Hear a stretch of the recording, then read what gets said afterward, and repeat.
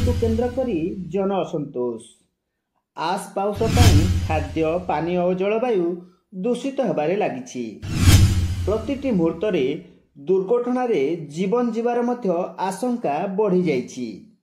हाँ दर्शक बंधु, एथिपाई आमे कहूचु जे सुंदरगढ़ करमडीहिरु छत्तीसगढ़ और झारखंड को संजोग करुवा राज्य राजपथ 24 रे पाउंश बोझेई ट्रक क्रमागत जाउथवा बेले किछि दुर्घटना हेबार मध्य देखा दउछि। क्रमागत भाव में पाउंश बोझेई द्वारा सबडेगा और बालीशंकरा ब्लॉक प्रदूषित होगा सहित विभिन्न दिगरु जीवन हानिर आशंका मध्य बढ़ी जाइछि।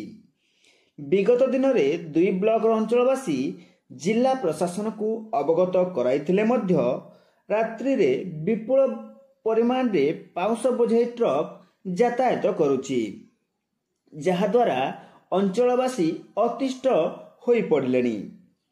रात्रि समय रे किछि पाउंश बोझेई दलाल सक्रिय होई एही कार्य करुथिबा अंचलवासी परिप्रकाश करिसंती।